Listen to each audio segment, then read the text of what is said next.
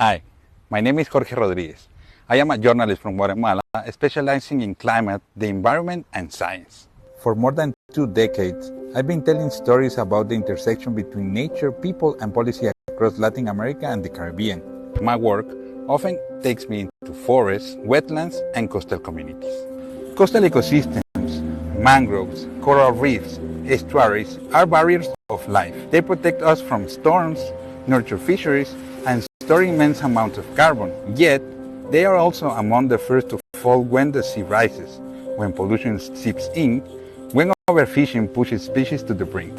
I've seen how international frameworks like the Paris Agreement or the coming Montreal Global Biodiversity Framework shape local reality. My expectation is that the UN continues to be a bridge between the voices on the front lines of climate change and those making decisions in global whole. Si queremos tener un ambiente sano, hay que proteger a toda la vida silvestre a nuestro alrededor porque todas tienen un papel fundamental en el ecosistema.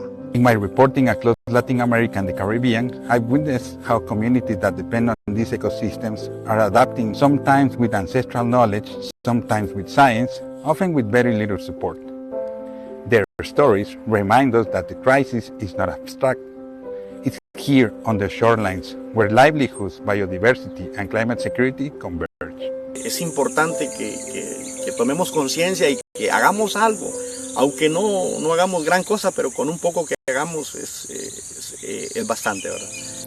The UN was built on the idea of collective action for peace and human dignity. On its 80th anniversary, I believe its next great test is whether we can act collectively for the planet.